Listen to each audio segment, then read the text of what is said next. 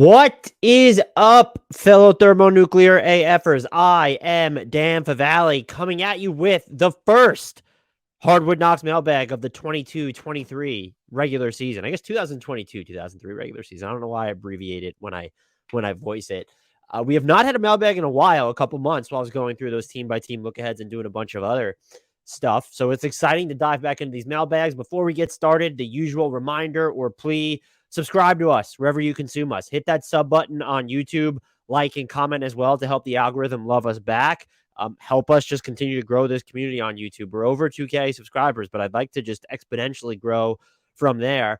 Subscribe to us also wherever you get podcasts. If you're not watching them or listening to them on YouTube, Apple, Spotify, and let's cross subscribe. If you're listening to us on Apple, Spotify, Google, Stitcher, head over to YouTube, subscribe, comment, like videos. Anyway, if you're on YouTube, please, the links are in the YouTube description.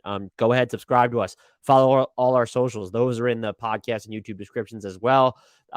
Join our Discord. That's in the podcast and YouTube description too. Great discussions already happening in there for the regular season.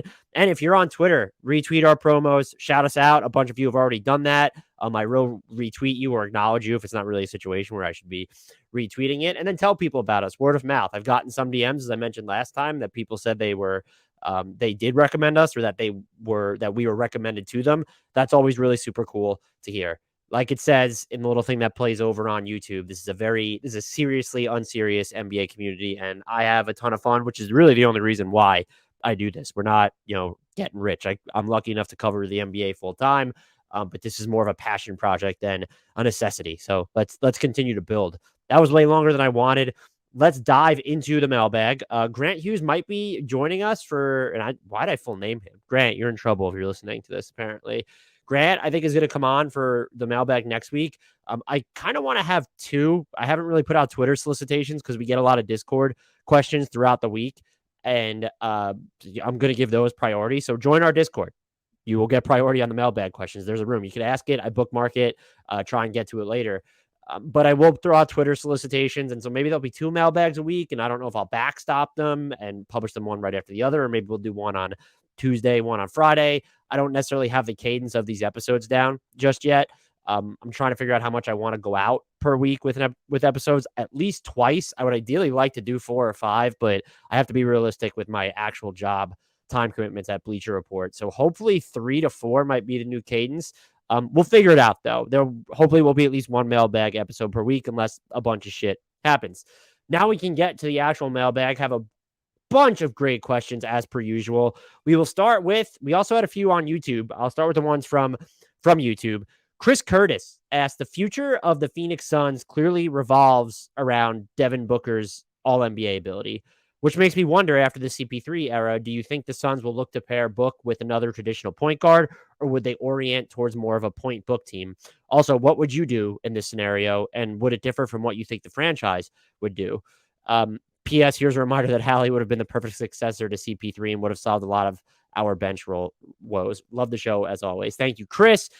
This was a fantastic question that I thought a lot about. I would reorient the team around Devin Booker because I'm that high on him as a passer and his decision-making when you look at what he's able to do after coming out of a ball screen, or just the change of speed that he can give you with the ball in his hands. Even the live dribble passing, they're not these super complicated, flamboyant passes, but they are two players that would otherwise not be open, or reads that if he wasn't on the court, or reads that other players just wouldn't be making. And we've seen him get more of a share of those, like, true, I'll call them floor general reps. And not even always just natural, okay, Devin Booker's the only floor general on the floor, but just even when CP3 or a Cameron Payne is there, we've seen him get more of that agency. And I just think he's really frigging good at it. And probably still underrated in that area. I would then reorient it around him, just because I look at this team and say, okay, you kind of need more of just like that bigger wing guy. And let's go out and let's get, who just whatever, a starry bigger wing. Mikal Bridges is not going to be the next Jaylen Brown. It just doesn't seem like he has that offensive gear to him. I'm not even talking about, Jaylen Brown being able to work out a post, hit the fadeaways and the step backs.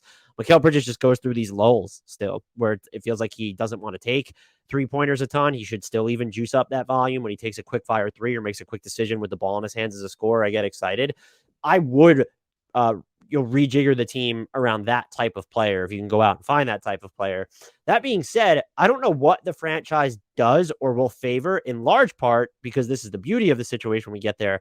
Devin Booker is so translatable or scalable, as one of my favorite words. I get made fun of for that all the time on this podcast. Like, you look at the way he moves off the ball, there's like a complicated simplicity to it, but he's comfortable doing it and effective doing it. So he can be on the ball, he can be off the ball. And when I say he can be off the ball, I don't even mean it in the sense of like, when you look at Kyrie Irving and Kevin Durant, for example, they can be on or off the ball.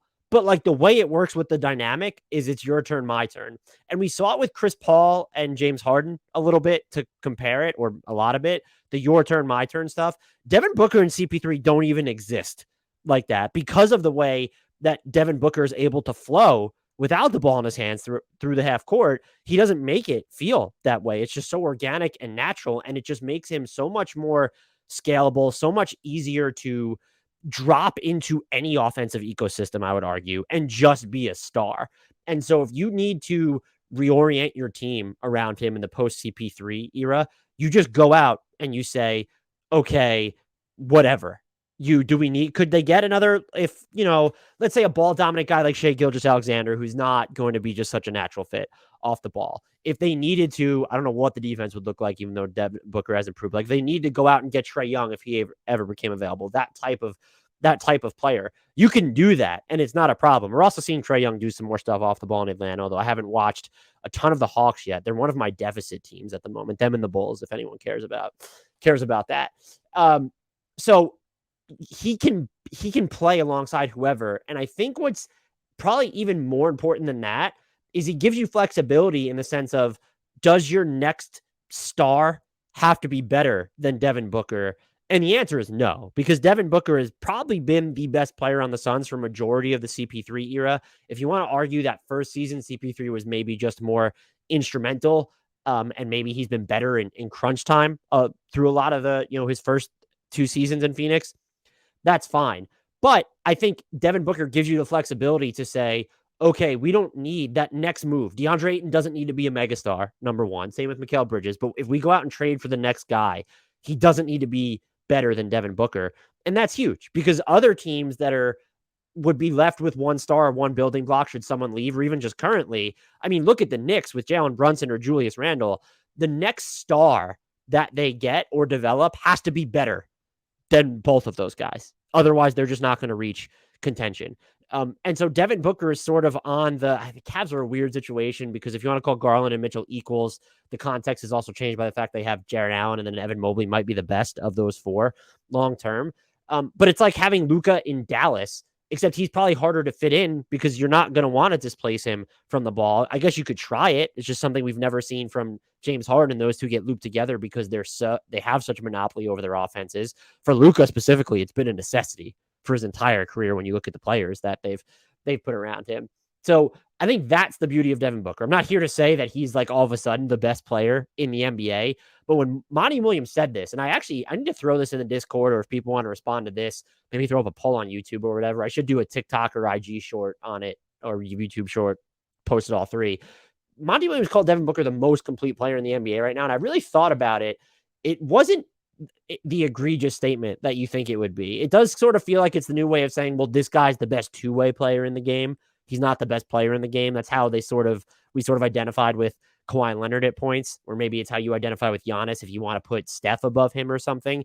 But when you say complete, there's almost the Steph Curry-ness to it. When you look at his passing, when you look at him moving away from the ball, Steph has, for the most part, been a better defender throughout his career than I think people believe, or not believe, but have painted him as. And now Devin Booker has reached that level.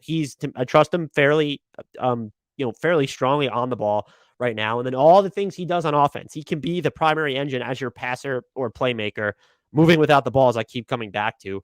Score at every level, change his speed. You'd probably like to see him score at the rim more. But this is just someone who does all things. And there's an understated completeness to his game. And if you're asking, well, who's more complete? I think, is LeBron still up there? That would certainly be one.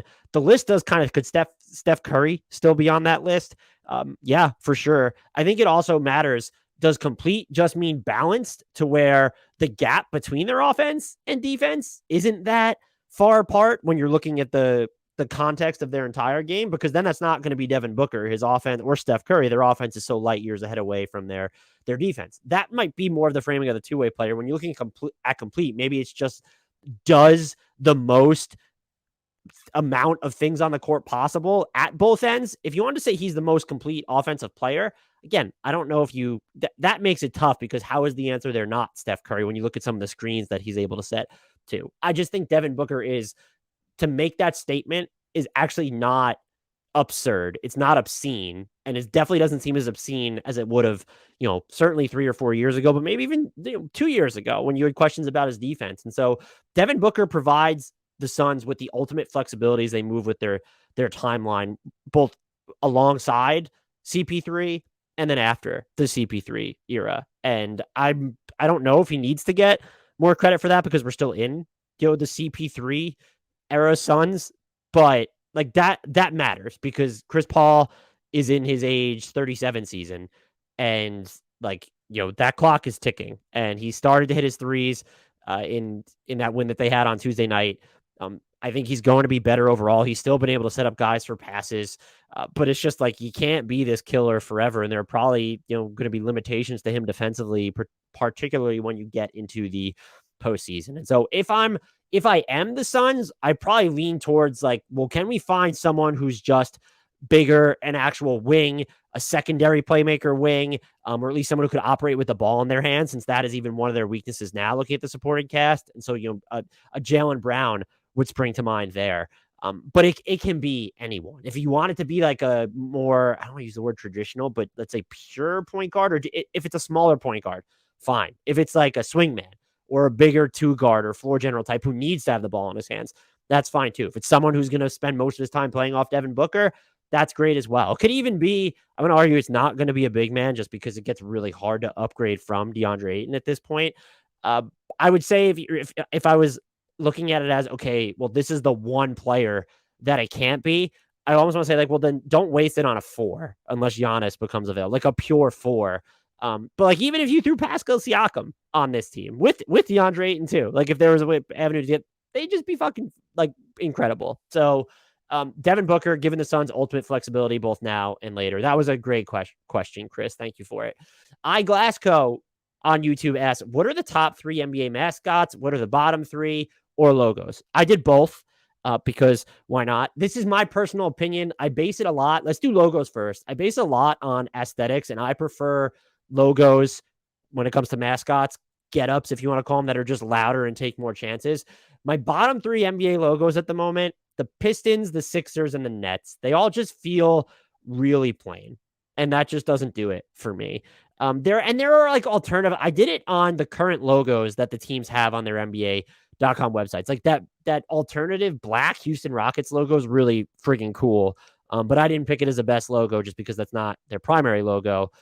So those are my bottom 3. And then my top 3, I have OKC. That, like, theirs is just like having the lightning bolt in there, and then the orange and the blue sort of clash, but they don't, they mesh. I like that. The Hornets, I mean, kudos to just making a Hornet seem super intimidating. And then I love sort of the teal and purple that gets looped in there. And the other one was the Magic. Like, that's just, like, there, when you look at them and the Wizards, like where the Wizards could have had like this wild warlock or something, like I feel like the Magic made the most of the sorcery aspect, with that sort of just like jet of light coming off the ball, or not, it feels like actual magic when you're looking at it. And so those were my 3. I didn't really have, again, that black Houston Rockets logo would have made it. Did I consider any other teams for the worst or the best though? I don't know. Those are pretty easy for me. I think you can make a case that like, I like the way that they stretch the font out. So the Knicks is fine with me. I do like the Blazers one. That's the Wizards one. I definitely considered for bottom. That's without question. But yeah, those would be my top 3 best and worst.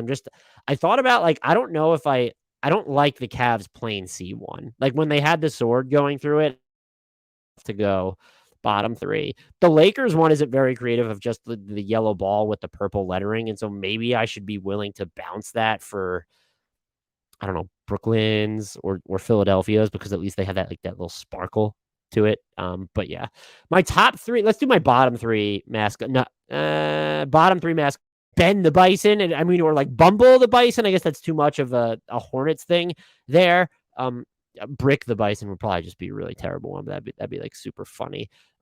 Just like let's at least get some like alliteration with the name, and then it's also just I'm not from Oklahoma City, but like, are they passionate about bison there? If any of the uncontested folks are listening to that, feel free to answer that for me. And then finally, Slamson the Lion with the Kings. I kind of like the name, but there was more ways that you could have gone. It didn't have to be an actual king. But like, so I understand what they're going for, but there are more ways that you could have gone where it's like an actual king or just anything that really sort of had the crown. I know that the lion is part of their like some of their logo stuff too. I get that, but the actual lion face, it kind of looks like if retired age Simba from the Lion King moved to Florida and spent too much time out in the sun and just got like this leathery, droopy skin look. It's just, I don't know. It doesn't do it for me. So those are my bottom three: Kings, Celtics, and the Thunder. I probably like the Thunder one the best out of those three, though. The aesthetic, anyway. The name, without question, is the King. Slams and the Lion. The Celtics missed the mark on both. I get Lucky the Leprechaun's just like an easy, low hanging fruit there, but like, let's make the actual Lucky logo better. Something that Kyrie Irving won't want to stomp on, you know? Like, let's respect the sanctity of that mascot. My top three mascots, this was tough. So I'm going to give you my tough cuts first. Gee whiz for the Wizards. I actually like that mascot as opposed to not really loving Washington's logo. Rocky the Mountain Lion for the Nuggets, just a great entertainer in my opinion, and he looks fun too. He's like just this friendly mountain lion. Benny the Bull's iconic, and so maybe I'm just overexposed. And then the Raptor does some pretty daring stuff. Maybe I'm just like whimsically dreaming of. I think that was the no fans season where he's getting in trouble. I don't think it was the bubble. What is time anymore? But my actual top three. The Coyote for the Spurs. That's just a no-brainer for me. That dude knows how to or I shouldn't say that dude, but that mascot knows really how to entertain, and I love the actual costume. This one might surprise some people, but Chuck the Condor, it's just so sort of, for the Clippers, it's so random, and I'm not Zach Lowe. I don't know the stories behind all these mascots. But he like looks like a pelican. Like, he could easily, like, maybe the Pelican should have him as the mascot. But he just looks like cool, border on scary sometimes. And then the easiest one for me is Stuff the Magic Dragon. And I love that he got involved in the Aaron Gordon dunk competition. So that was a big one, and that was super cool. But he just, like, Stuff looks like it's like this mythical acid trip incarnate in bodily form. And I love it. So there's my top mascots. No scientific way to choose them. I will say the actual worst mascots are, and I think these are the teams if I'm correct. I don't think I'm missing anyone, but the Nets, the Warriors, the Knicks, and the Lakers are all cowards for not having a mascot. Glad asks, when you're watching bad/young teams and players, what do you look for in figuring out if a player is actually good or just has the opportunity to put up numbers? Is it just an efficiency thing? Is it a self-creation thing? A decision-making? The real answer is probably a mix of everything, but is there anything specific that helps you or that you look for? So yes, Glad's right. It's a mix of everything that they just listed. I will say two of the things I watch for the most is one is the context of their role. And it's just like with Cade Cunningham last year and even this year, just being saddled with so much responsibility as a rookie within the confines of terrible floor spacing. And the same thing with Shai Gilgeous-Alexander for a lot of his time in Oklahoma City. And so if you're tasked with a lot of self-creation or navigating these tight spaces with the ball in your hands and not having the same passing avenues open to you, I'm going to be able to separate any, let's say, turnovers amid bad spacing like Cade had last year when I'm looking at your vision and you're able to see these passes, these would-be open players technically before they develop, or you're still threading these ridiculously difficult angles or getting through tight crevices. And then the other one for me it's not necessarily an efficiency thing, but it's also just like I value self-creation. And so when you're evaluating young players, the self-creation and then the decision making that goes into it. The passing can fall under that as well, for sure. But I think I go back to Shea here because he's been the big one. It's not like Luka, this is how the offense is designed. The Mavs are going to be top 10 offense when he's on the court, yada, yada, yada. The ball's always in his hands. But it's just like, is there a variability to how they can play with the ball in their hands? And maybe that's sort of what I mean. Like Luka has that variability, and you knew it, to finish at every level, to have finesse, but also force, to be able to back down players if he needs to, or just body through contact, to be able to hit step backs or dribble into pull up jumpers or have floaters or hit these ridiculously tough finishes. And if you're able to do that when you're younger, I actually view that it's not even just an efficiency thing. If you're efficient while you're doing it on a bad team with less than ideal supporting cast, uh, hell yeah. Like Shea during the first year without CP3 in Oklahoma City, for instance, would be a good example there. Just going to keep throwing it back to Shea here. But I still look at Cade Cunningham and I see the feel for the game and the form on his pull-up jumper this season. And I just like it. And so that would be what I watch for. I will say it's definitely easier to do with the should be higher end options or guys who are a focal point. And so the other thing I would look for when you're sort of looking at supporting cast players is, can they fit seamlessly into a larger offensive ecosystem, despite one, their team's perfections, and then maybe their own flaws. And I would point to Jeremy Sohan early on with the Spurs, has not been great a lot of the time, but the things he's already doing defensively, the way that he can still just be a ball mover, some of the finishes that he's already had. He hit a three against the Timberwolves on Wednesday, but because everyone hits threes on the Timberwolves these days. But like, that is the stuff that I'm looking for in the role players. And then it's also, and I'll stick with the Spurs here, a Devin Vassell type, where it's, what he can do. Look at him move off the ball. Look at the set three. Look at the work he puts in on defense. But is there more to plumb there? Like, what happens when they give him a little bit more responsibility and try to scale up? And that's what you get to see a lot on these teams that are rebuilding or being purposely bad. And we've seen Devin Vassell is just a great example there, where they threw more ball screens last season. They've done it more this year. I think they did it more to start the season this year. I think he got injured. I did not pay attention to the Spurs over the past 2 days, to be honest. Well, actually, that's not true because I went back and watched their Timberwolves game. Devin Vassell dealing with he did not play Wednesday. He was dealing with the knee injury. That is correct. So, but like when you look at the games that he's played in, and I was watching his possessions for something that I was writing the other day, he's more comfortable doing this pick and roll stuff. And so I fully believe, that he's not going to turn into just like a, Chris Paul level manipulator when he's coming out of the pick and roll, or even a Devin Booker, since they're more like sized than he and CP3 would be.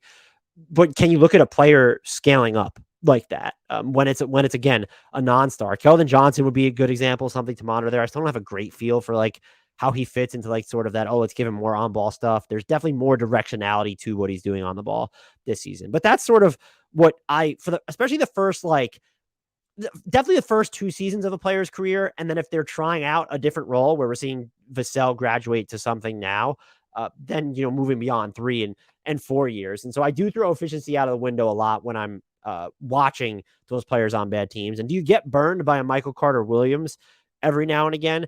For sure. But I do think that when you go back, it is easier to identify players that might be able to impact winning even when they're on a bad team.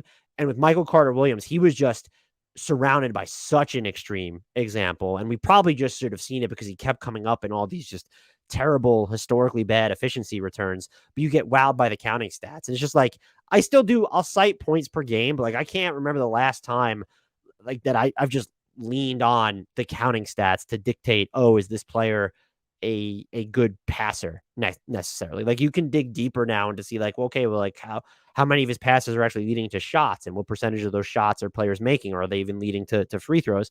So you go into things like that. But I do think aesthetically, when they're that early in their career, if it's the first 2 seasons or the first 3 or 4, or even I guess if it's anytime someone's graduating to a role, how does their feel in that role? How does it look? And even if you're not some X's and O's savant, which I am not, you can still get a good sense of a player like that. And I think identify that they're going to be useful. And it's like I said, I think it's easier to detect in some of the higher end guys who are going to get a lot of control over the offense specifically.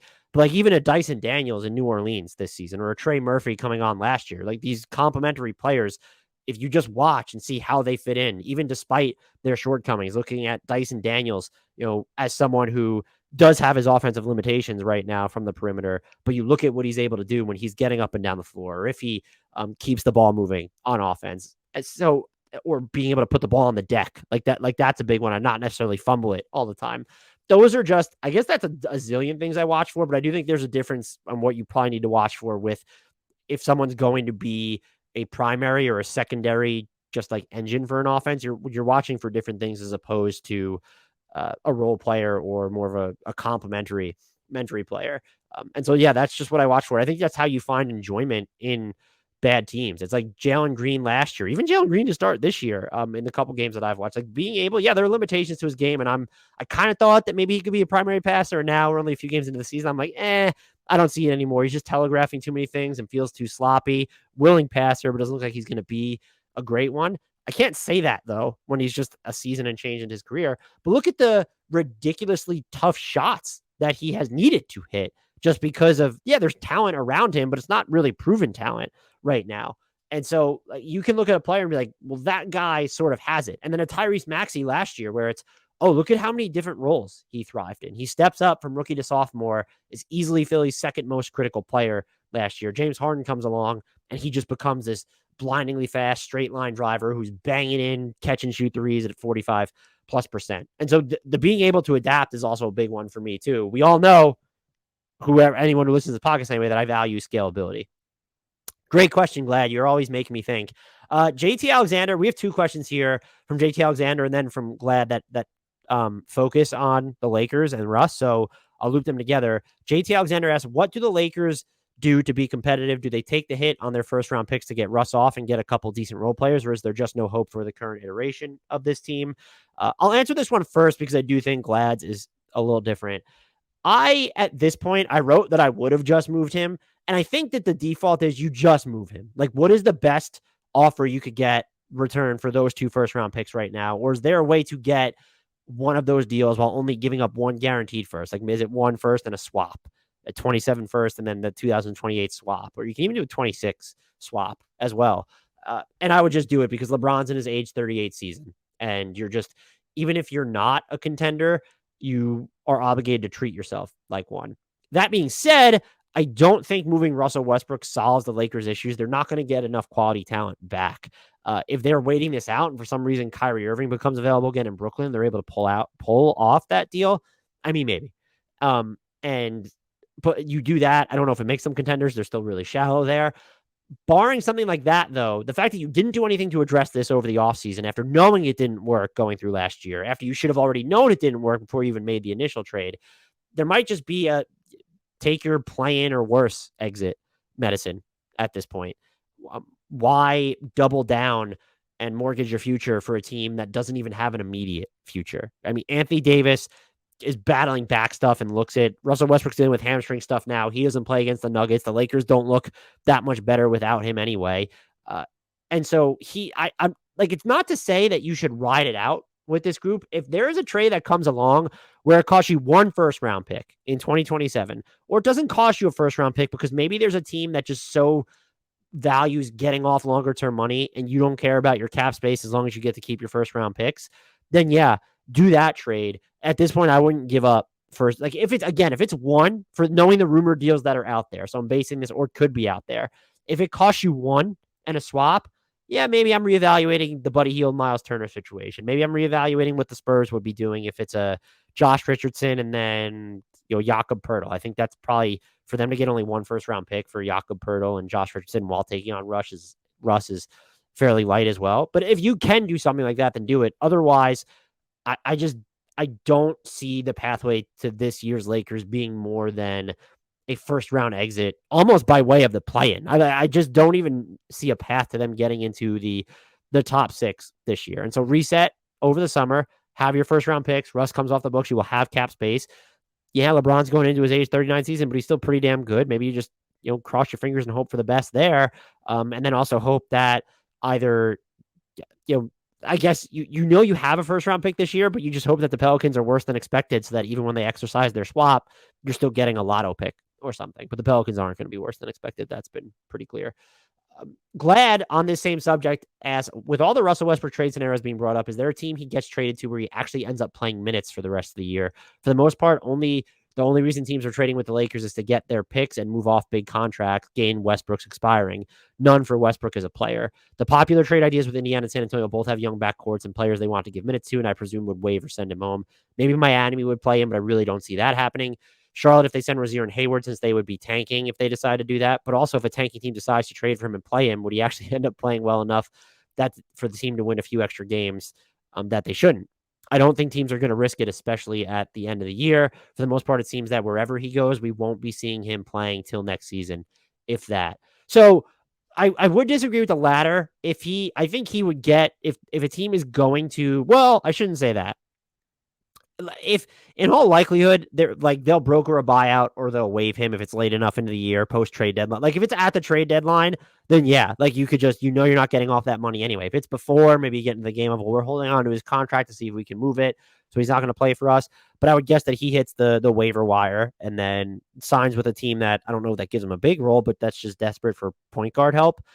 In terms of a team that I could see trading for him and actually using him, it would be Charlotte for me, just for the Jordan Brand connection. And if you're giving up Rozier and Hayward, when's LaMelo coming back from that sprained ankle? And you're still, I know Dennis Smith Jr. is kind of balling out, but does Russ put bodies in seats? Like, how much does Michael Jordan care about that? And are they not doing it to tank or further their tank so much as we want the longer term money of Hayward and Rozier off our books? I don't think Rozier, when you look at the new cap climate, that's just not a big deal. But if you're getting Lakers picks, and then it's also, well, we haven't really damaged our chase for the 10 seed all that much, and we can play Russ. We can surround him with, well, not a bunch of shooting, but 3 shooters on the court, even without Rozier and Hayward. Although I guess not if Oubre's there. You do have Cody Martin still. But just because the Jordan Brand connection, the other one I did see is Utah, just because depending on who they're moving out in that deal, like if they're giving up Conley and Clarkson, do they want a veteran to steer things? You don't want to play with Colin Sexton, but if it's Danny Ainge and it's before the trade deadline, this would be my point. Maybe Russ doesn't report to the Jazz. That's always on the table. But if you're Danny Ainge and it's before the trade deadline, you're not in the business of, well, I'm going to give up this expiring contract now. I'm going to see if anything materialized leading into the trade deadline. And as long as Russ is not, submarining the mood, the vibe of your team, you can play him and not damage your rebuild, in the sense that Utah specifically, you're not dealing with guys who need to get these touches. Like if he's eating in to Sexton and Lauri Markkanen's usage, I would argue those two guys probably aren't going to be on the Jazz in 2 to 3 years. That would just be my guess, but maybe I'm wrong. Lauri Markkanen looks good enough to headline a dynasty right now, but you can stagger minutes, play Russ in a bit role. Maybe the idea is, if we show that he can play, especially within Utah's offense, the way they're able to spread the floor with a bunch of people, with a bunch of the players that are there right now, do you just play him and see if another trade materializes? If it's after the deadline, no, absolutely not. He's not reporting to Utah. He's not reporting to Indiana. So in all likelihood, whichever team he gets traded to is doing so with the intention of just recouping assets and then just getting him, paying him to essentially stay home or go away. And then at that point, though, as long as, like, I do expect Russ, if he's traded, to play again this season. So I will say that. Maybe it just takes longer because it happens before the trade deadline, and then he doesn't want to waive him or broker a buyout. They want to see if there's other moves to be made. Using Indy, but it could hold true for the Spurs as well.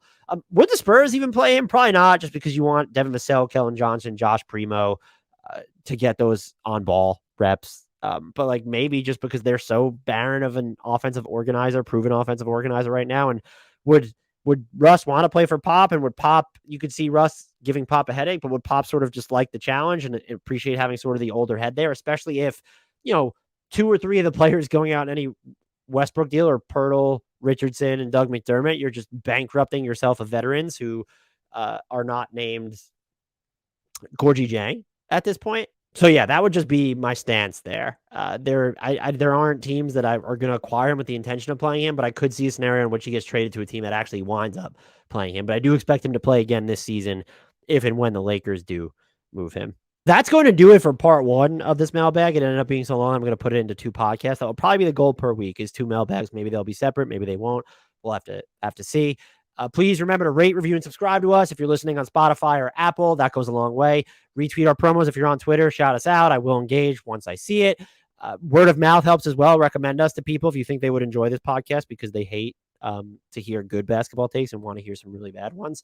And so sub on YouTube. If you've made it this far, you haven't hit like or been in the comment section or, again, subbed. I don't even know what you're doing here. Take that extra 5-second step to continue growing this community. Until next time, I leave you with the shout out to the one, the only, my forever, my heartbeat, Frank Ntilikina.